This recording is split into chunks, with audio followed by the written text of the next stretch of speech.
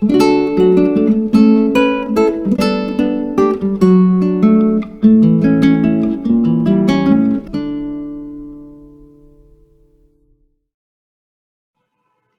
students, welcome to the English optional course for BA First Sem. I am Dr. Vidya Patil, serving as Assistant Professor of English at Government First Grade Women's College, Bidar. In today's video, we will be discussing about a few topics from the second unit, that is reading poetry. Today I'll be taking up the topic, what is poetry? And under this topic, we will be discussing two important aspects. The first aspect which we'll try to understand is the difference between prose and poetry. And the second aspect which we'll try to understand is the relation between poetry and morality. So students, let us now begin with this session. So students, let us now begin with the topic, what is poetry? Poems are quite different from the ordinary speech or writing which we all indulge in. Poetry is something which is created because of the innovative use of language, which we find not used commonly when we are speaking or writing. The word poetry is derived from the Greek word poesis, which means to make. Poetry communicates using certain special elements of language which make it different from ordinary speech or writing. It is a form of literature which makes use of aesthetic and rhythmic qualities in order to add additional meanings to the ordinary words which have been used. That is, poetry uses certain such elements which increases and adds value and meaning to the words which have been used. Now let us have a look at the definition of poetry. You will find as many definitions of poetry as we have poets, because each poet has his own way of understanding and defining poetry. One of the most popular and commonly used definitions of poetry is that which has been given by Wordsworth. He says, poetry is the spontaneous overflow of powerful feelings.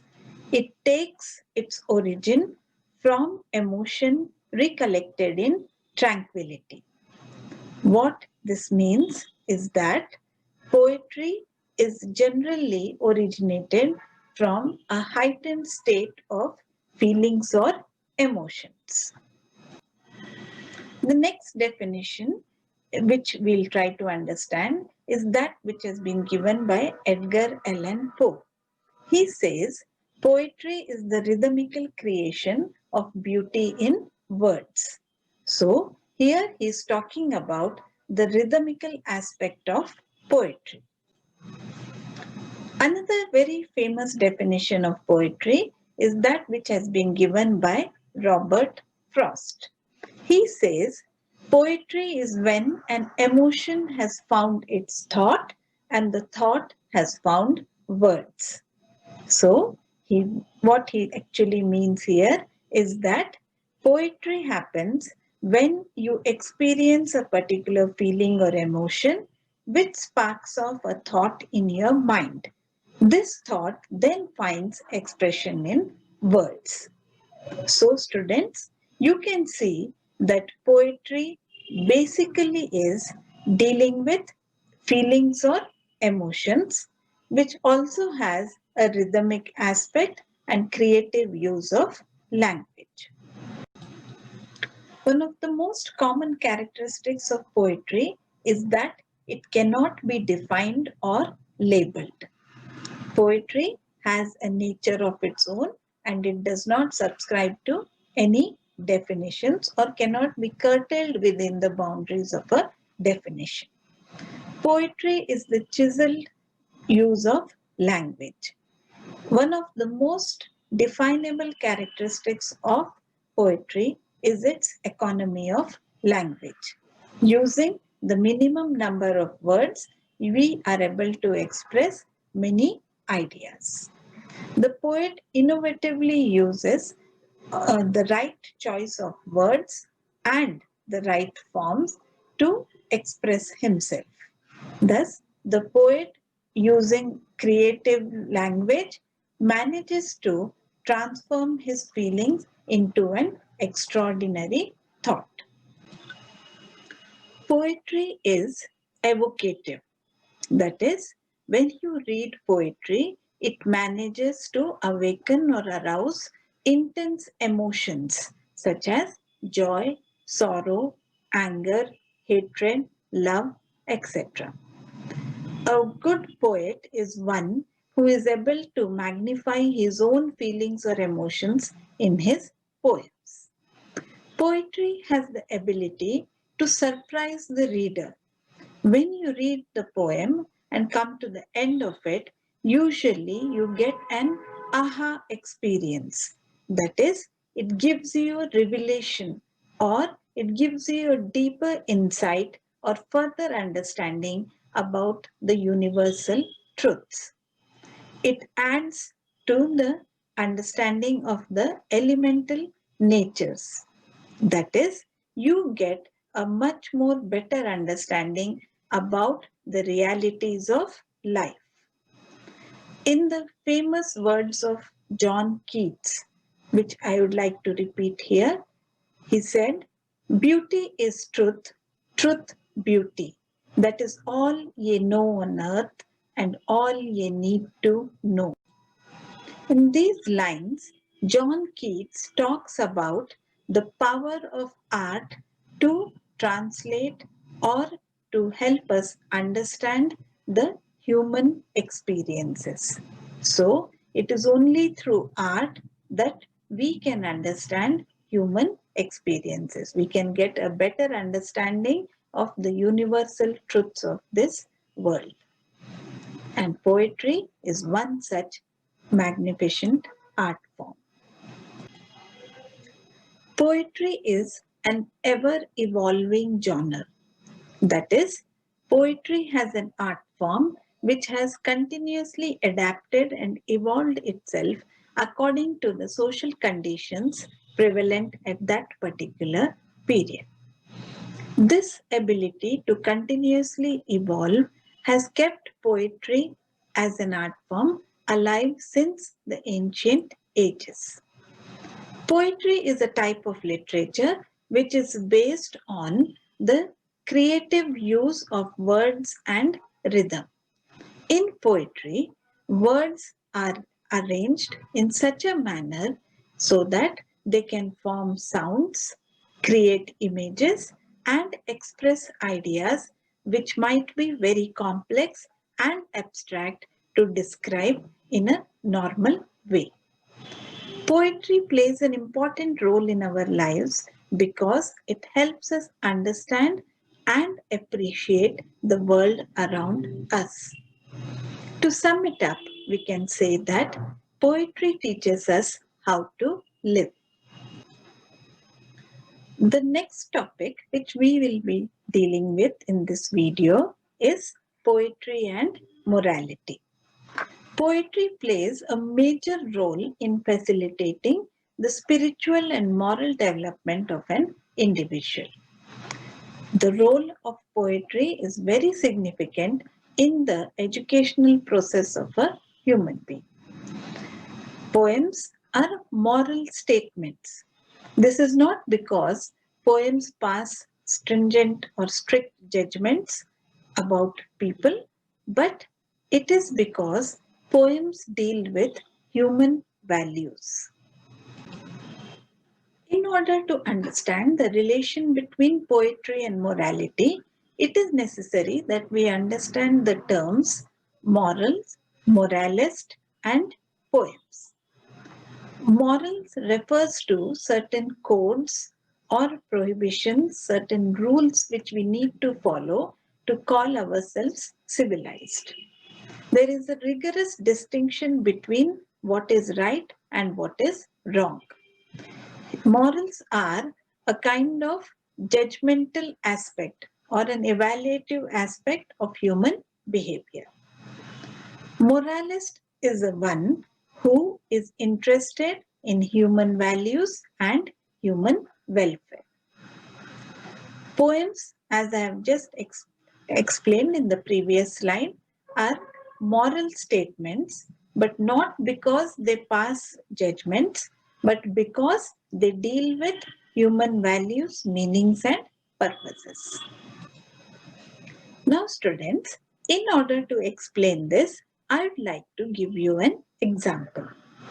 On the screen in front of you, there is a sentence which reads, "She stood before the great carved door of the cathedral, her head bowed."